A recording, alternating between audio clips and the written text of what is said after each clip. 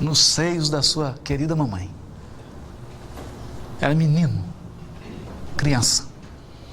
Isso é fato. É a pujança da revelação espiritual. Isso mostra um outro sentido para mim. A partir desse fato, eu particularmente passei mais ainda, já sempre tive, mas eu passei a ter uma reverência especial com a obra de Francisco Cândido Xavier. Eu passei a ter uma reverência diferenciada.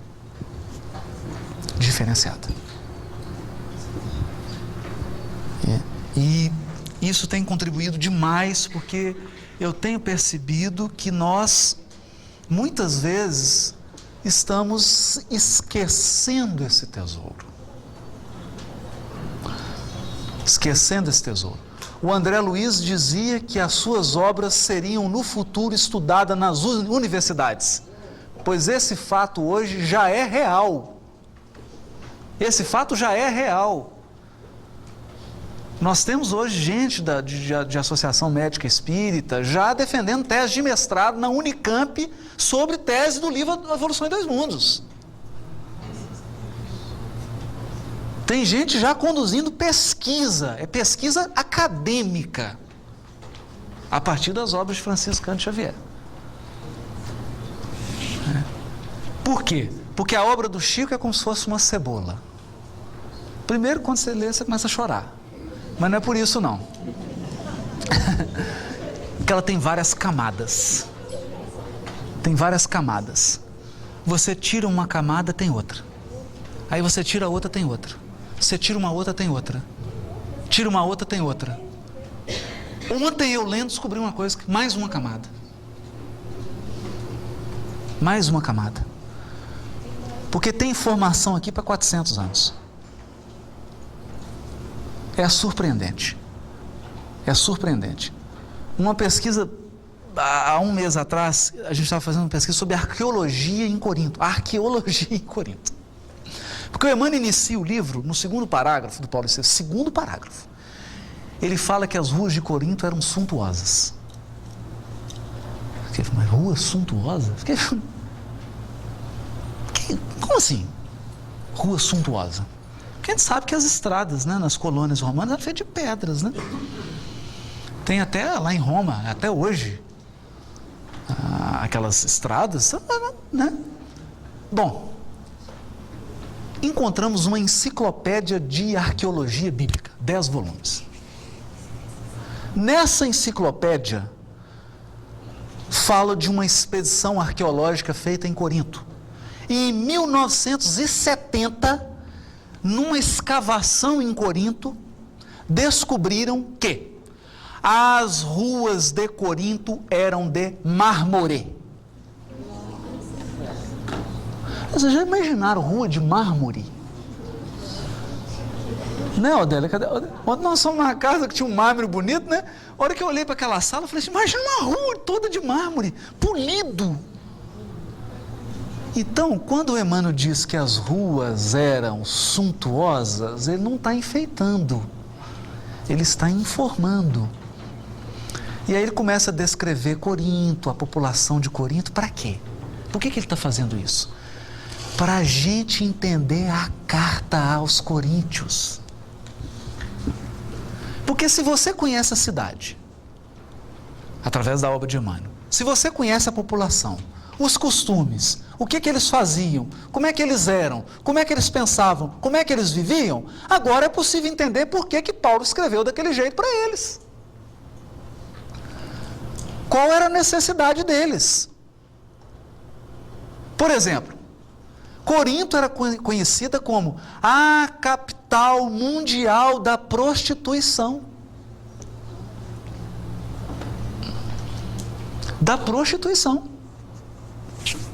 E não é só prostituição da prostituta que recebe dinheiro, não. O pessoal não era todo mundo aberto. Todo mundo disponível. Casados e solteiros eram todos disponíveis. Então Corinto era famosa, uma cidade de vários imigrantes, vários povos, mas famosa. E o texto mais belo de Paulo é o poema sobre o amor que está na carta aos Coríntios. Para a cidade da prostituição, Paulo compôs o poema do amor. Ainda que eu falasse a língua dos homens e dos anjos, se eu não tivesse amor, seria como o sino que tinha. Faz um poema do amor. Por quê? Não tem sentido? Tem sentido. Foi por essa razão que ele falou de amor. Porque ele estava ensinando ao povo de Corinto a sublimar a energia sexual, a espiritualizar a energia sexual. Então é uma beleza enorme. E com esses detalhes assim, Emmanuel vai montando o quebra-cabeça dele. E é preciso ter uma paciência tremenda com isso.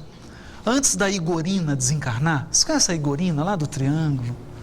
Aquela que desenhou o nosso lar, levou para o Chico. Antes dela desencarnar, o Marco Paulo, companheiro nosso que ajuda nessas pesquisas, foi lá visitá-la.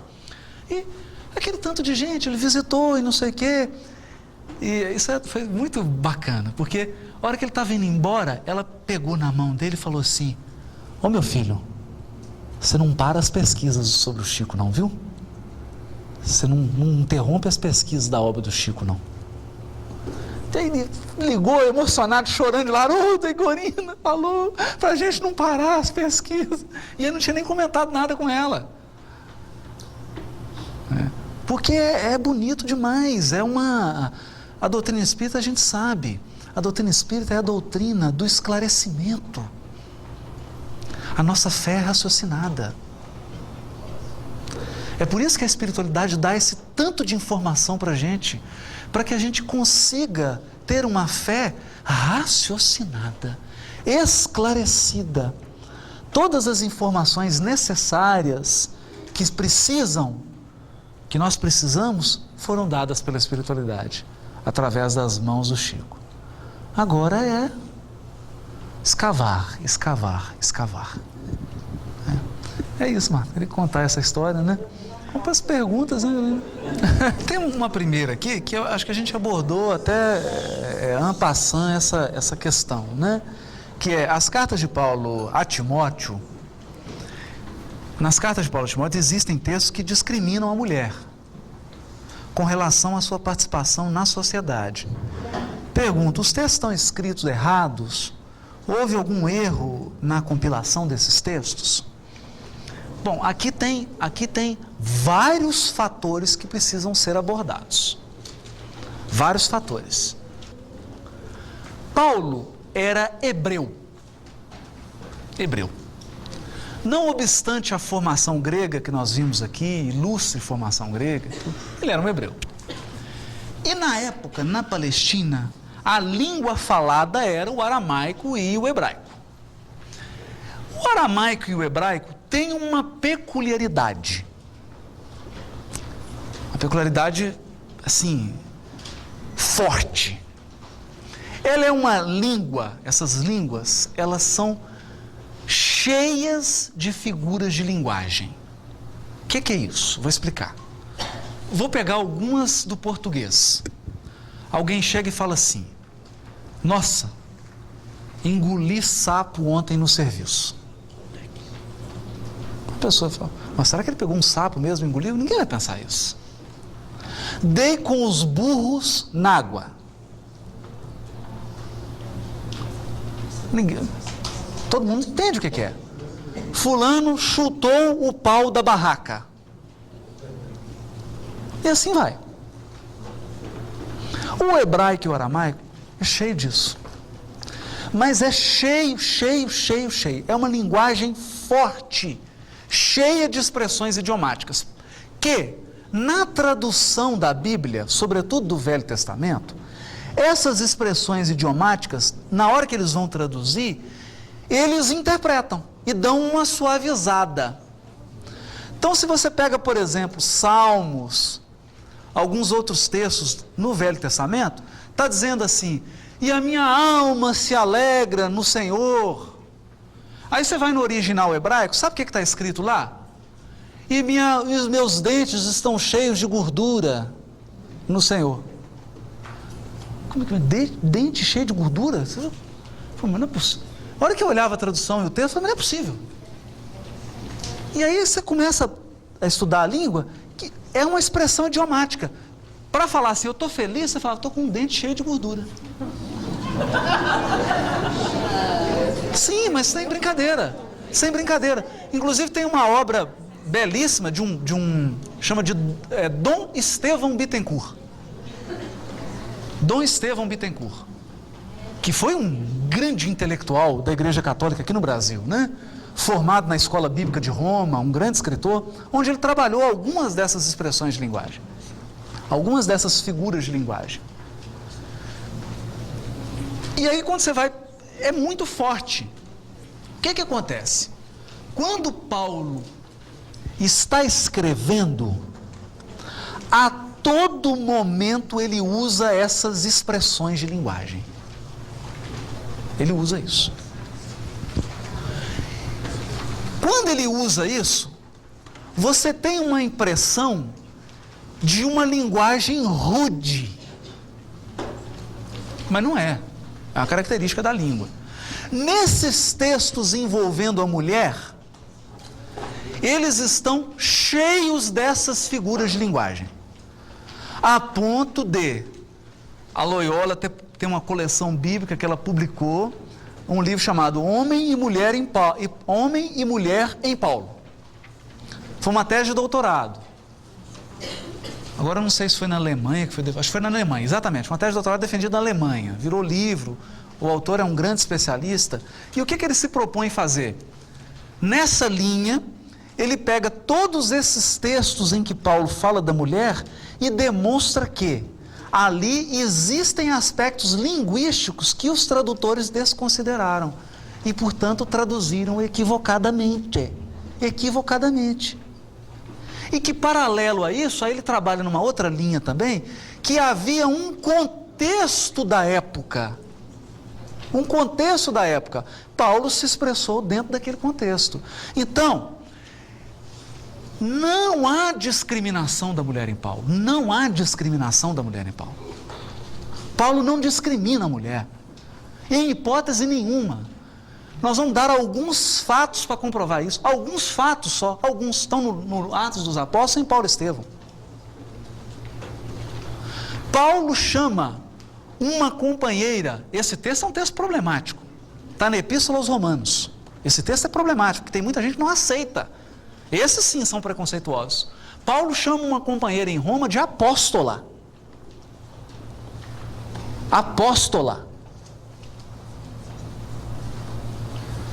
Ele tem uma amiga que foi quem levou a carta aos Romanos, que é a Febe.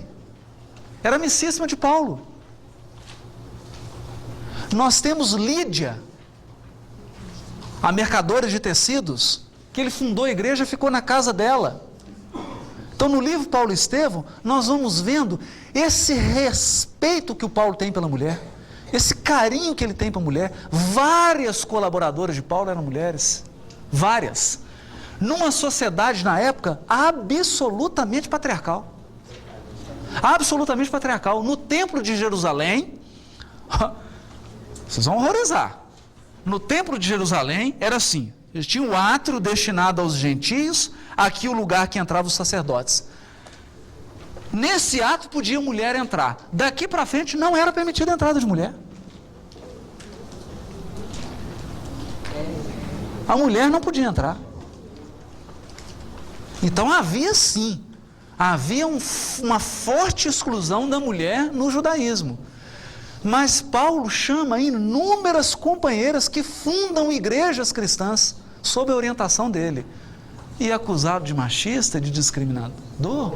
Esse pensamento é... Isso é um injusto. A conversão de Paulo é antes? Antes, depois da conversão. Porque antes da conversão ele estava ainda envolvido naquele espírito do judaísmo.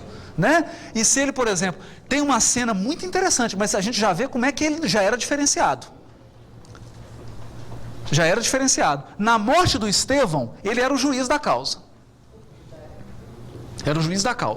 E no átrio do apedrejamento, mulher não podia entrar.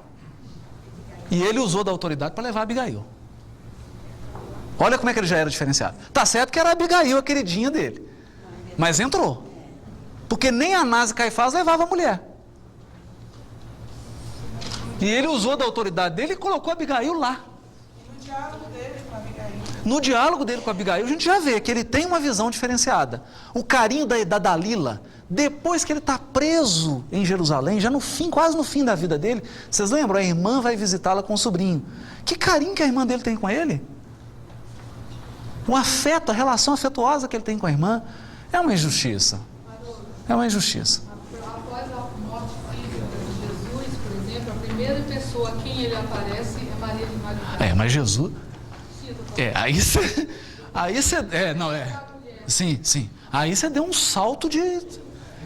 Se fosse, né, Luiz? Se fosse Jornada nas Estrelas, eu diria que você deu uma dobra estelar. Porque aí de Paulo para Jesus, você andou 200 mil anos-luz, né? Porque Jesus reformulou tudo. Tudo. Na época, em Jerusalém, era crime. Crime. Não é preconceito, não. Crime. Você conversar com uma mulher na rua. Qualquer mulher. Qualquer mulher, solteira ou casada. Se numa via pública você encontrasse conversando a sós com uma mulher, isso é crime. Pois é. Jesus conversava em particular com prostituta. Prostituta.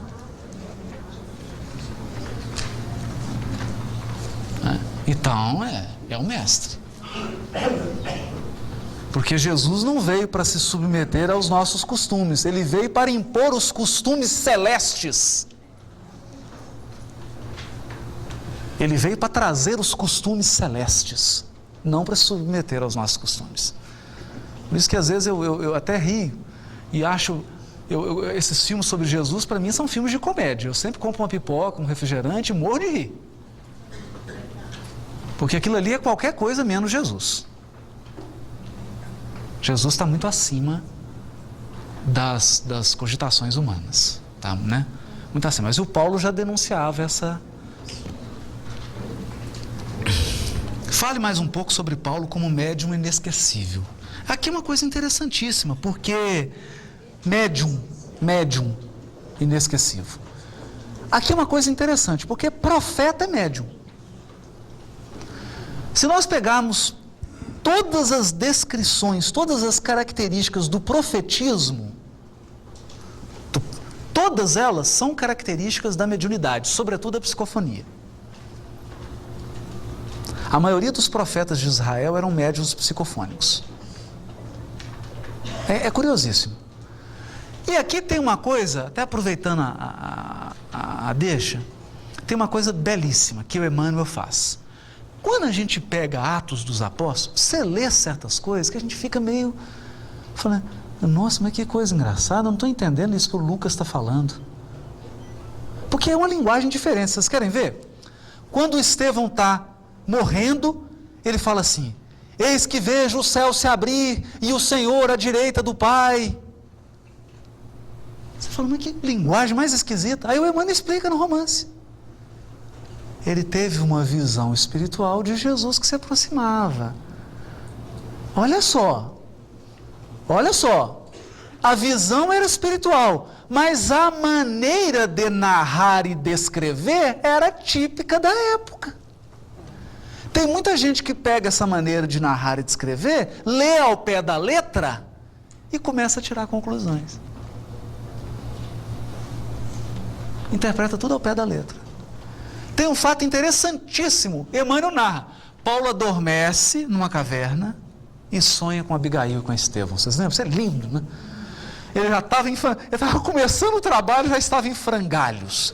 E começa a reclamar com Abigail. Ela trabalha, não ama, trabalha, espera e perdoa, né? Ama, trabalha, espera e perdoa. Dá o roteiro para ele. E aí ele acorda daquele sonho, daquele encontro, e todo cheio de energia. Ele vai descrever isso na Epístola aos Coríntios. Aí ele fala assim, um homem, não falou que era ele, um homem. Se na carne ou fora da carne, não sei. Porque ele não entendia. Nessa época ele ainda não...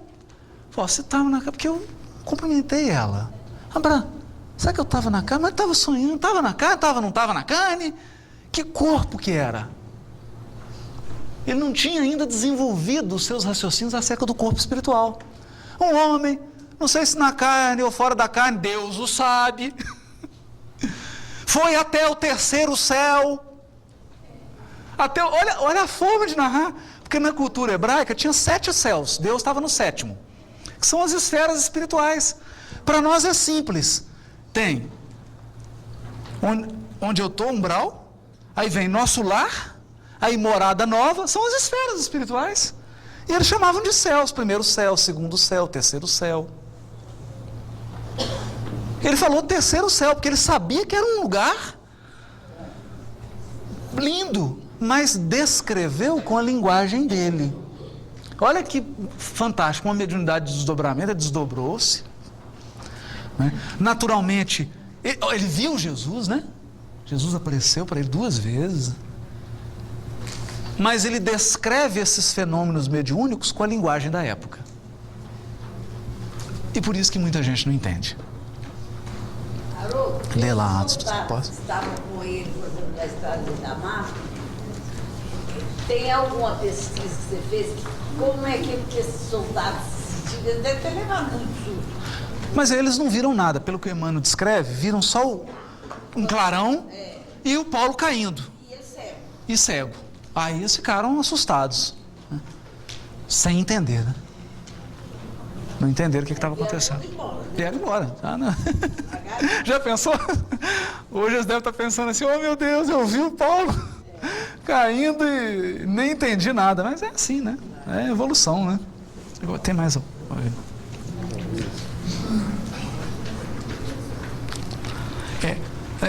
Em 1 Coríntios 15, Paulo dá a verdadeira aula da reencarnação. Se Jesus ressuscitou, como dizem que não haverá ressurreição? Por isso não deveriam as várias religiões tratar o assunto de forma coerente? Bom, aqui tem um problema sério. Que a palavra anistemi, ou que é a palavra grega para ressurreição, é a palavra, ela significa na verdade ficar de pé. Ficar de pé. Porque eles imaginavam assim, morrer. Olha a coisa da língua hebraica. Morrer em hebraico é deitar-se. Então, por exemplo, quando Moisés chega em Canaã que ele vai morrer, fala assim, você se deitará com seus pais. Quer dizer, você vai morrer, vai ser enterrado com seus pais. E o ressuscitar é o levantar-se. Então tem uma coisa interessante aqui, porque ressurreição significa 2 coisas. Então, quando a gente está lendo uma passagem, você tem que saber, naquela passagem específica, qual o sentido da palavra ressurreição naquela palavra, naquele contexto. Ressurreição pode significar imortalidade da alma, como também pode significar reencarnação. Como também. Os fariseus,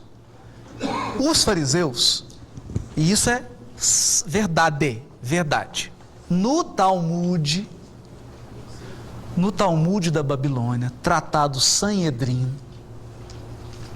há um longo estudo dos rabinos fariseus que escreveram um tratado sobre ressurreição. Os fariseus acreditavam na imortalidade da alma e os fariseus eram reencarnacionistas, mas reencarnacionistas, vírgula. Porque para eles a reencarnação não era uma lei geral e universal a que todas as criaturas estão sujeitas. Reencarnação era um fenômeno especial apenas para alguns profetas. Alguns profetas. Então, não é qualquer um que reencarna, não. Não é qualquer um, não. Para eles. Mas tinham essa crença. Então, quando a gente lê lá a ressurreição, tem que ver em que sentido que está. Se é no sentido de reencarnação, se é no sentido de imortalidade da alma. Quando se diz, por exemplo, com relação a Jesus, o sentido é de imortalidade da alma. Jesus ressuscitou. Ou seja, ele morreu e agora ele está vivo. Ele venceu a morte. E é esse o sentido de imortalidade. Em outros trechos, por exemplo, de Elias ressuscitará, aí já é sentido de reencarnação. Que o Elias voltará, que ele ressuscitará. É nesse sentido. Porque o problema para os fariseus, olha que coisa interessante. Lendo o Talmud, inclusive um autor da Idade Média, tem um autor que escreveu em 1100 e pouco, chamado Maimônides, é considerado um dos maiores intelectuais do judaísmo. O Maimônides tem um livro chamado Tratado sobre a Ressurreição. Por quê? Olha, vocês verem que coisa engraçada, gente. Eles não sabiam exatamente sobre corpo espiritual.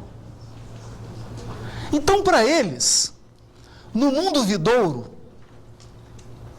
haveria ressurreição, que é a imortalidade da alma. Mas, eles ficavam pensando, mas com que corpo? Com que roupa que eu vou? Mas aí eles achavam que era com o mesmo Sim, corpo. eles achavam que era com o corpo físico. Físico.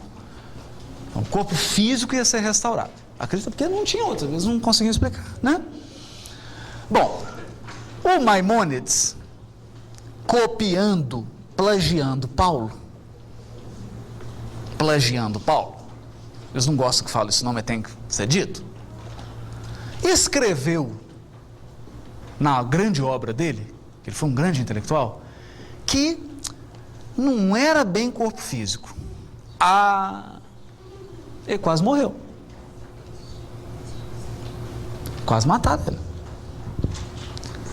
Várias sinagogas do mundo pediram que negócio é esse que ele estava abandonando. Ele precisou escrever um livro chamado Tratado sobre a Ressurreição. E lá, mas ele dá uma de quiabo. Sabe aquele quiabo que você faz assim, daquele bem preguento mesmo?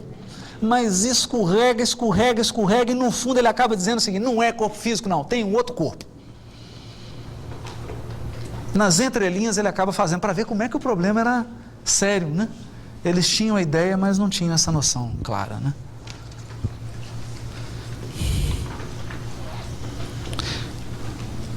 Qual a maior lição que devemos tirar para nós espíritas da exemplificação e todo o conjunto da obra do apóstolo? Nossa, eu tinha preparado uma coisa aqui.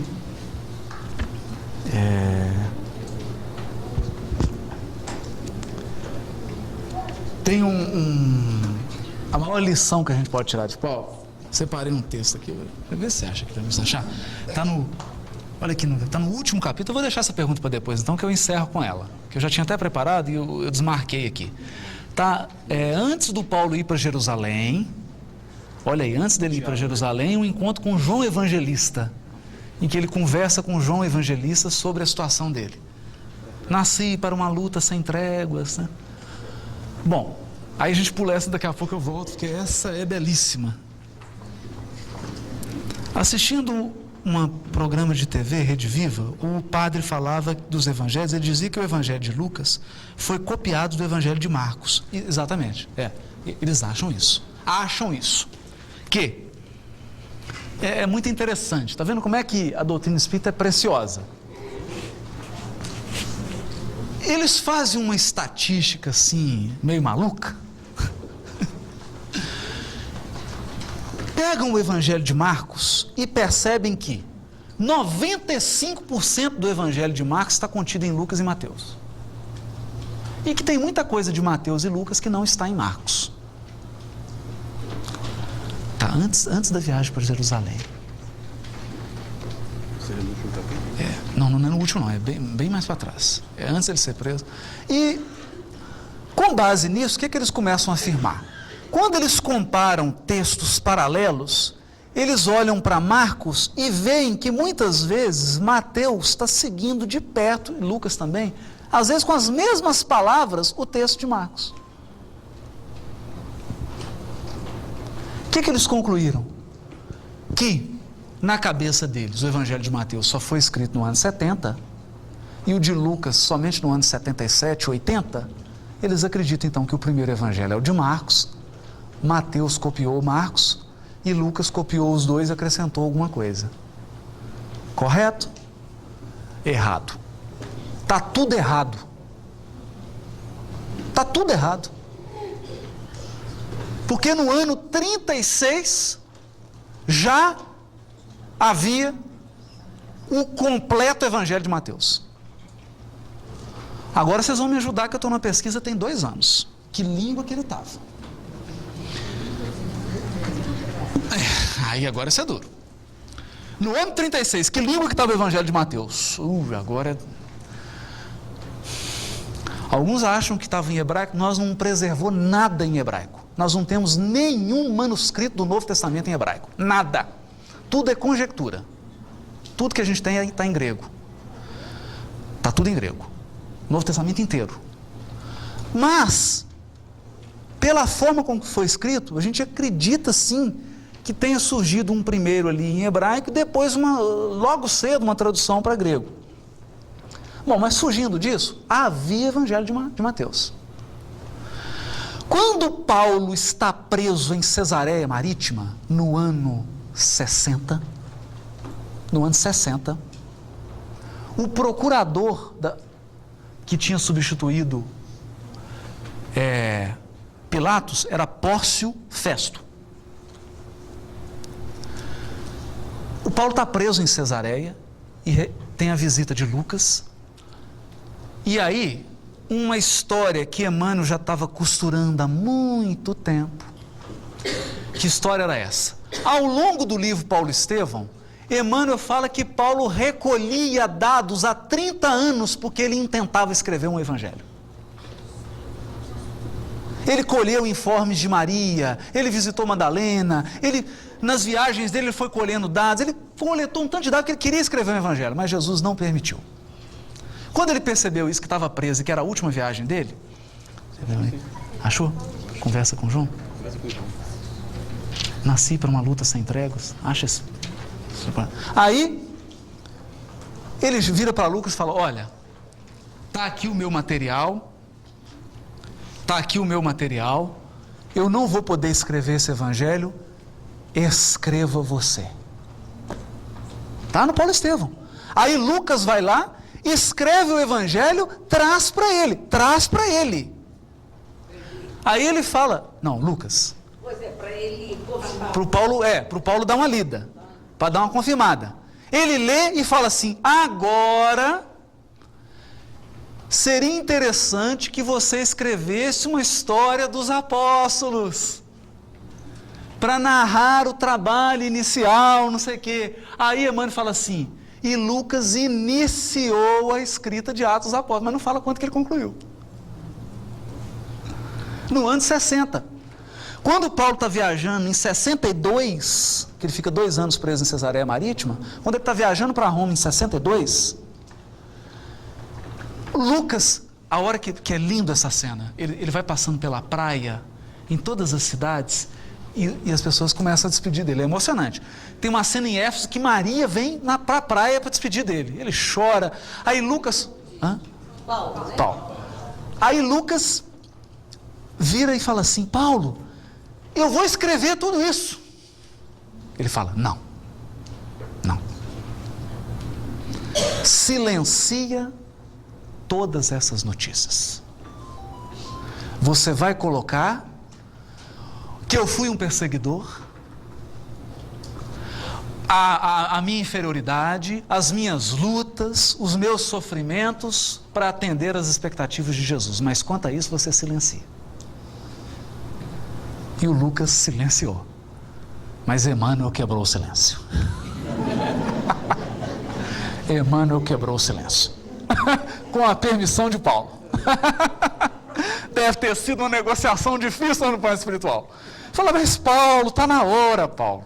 Já se passaram 2000 anos. Eu prometo que eu conto as lutas todas.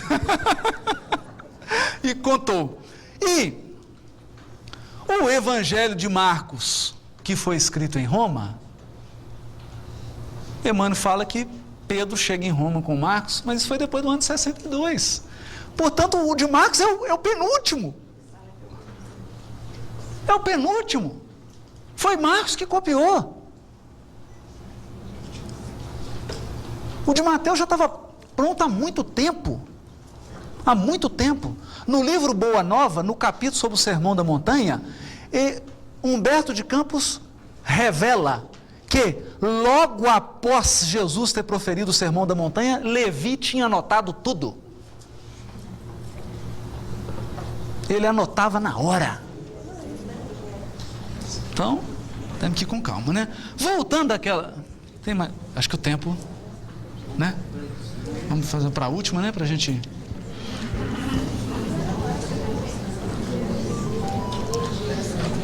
Bom, qual a lição... Para a gente encerrar, qual a lição que o apóstolo Paulo deixa para todos nós, espíritas que estamos aqui, comprometidos com o trabalho espiritual, comprometidos com a reforma íntima? O Tecelão de Tarso citou o companheiro João, evangelista, com tranquilidade e explicou, em atitude humilde: talvez estejas enganado. Nasci para uma luta sem tréguas, que deverá prevalecer até o fim dos meus dias. Antes de encontrar as luzes do Evangelho, errei criminosamente, embora com o sincero desejo de servir a Deus. Fracassei muito cedo na esperança de um lar. Tornei-me odiado de todos, até que o Senhor se compadecesse de minha situação miserável, chamando-me às portas de Damasco. Então, estabeleceu-se um abismo entre minha alma e o passado. Abandonado pelos amigos da infância, tive de procurar o deserto e recomeçar a vida. Da tribuna do Sinédrio, regressei ao tear pesado e rústico. Quando voltei a Jerusalém, o judaísmo considerou-me doente e mentiroso. Em Tarso, experimentei o abandono dos parentes mais caros. Em seguida, recomecei em Antioquia a tarefa que me conduzia ao serviço de Deus. Desde então trabalhei sem descanso, porque muitos séculos de serviço não dariam para pagar quanto devo ao cristianismo. Muitos séculos de serviço não dariam para pagar quanto devo ao cristianismo. E saí às pregações. Peregrinei por diversas cidades. Visitei centenas de aldeias, mas de nenhum lugar me retirei sem luta áspera. Sempre saí pela porta do cárcere, pelo apedrejamento, pelo golpe dos açoites, nas viagens por mar. Já experimentei naufrágio mais de uma vez. Nem mesmo no bojo estreito de uma embarcação tenho podido evitar a luta. Mas Jesus tem me ensinado a sabedoria da paz interior em perfeita comunhão de seu amor. Essa é a lição de Paulo. Então, se tem alguém aí que está se sentindo dessa forma, sobretudo na atividade espírita, porque até hoje a gente experimenta apedrejamentos, naufrágios e lutas, você está experimentando isso na vida pessoal? Então a lição de Paulo é que Jesus tem me ensinado a sabedoria da paz interior, em perfeita comunhão de seu amor. Bom dia para todos, bom almoço, fiquem com Deus.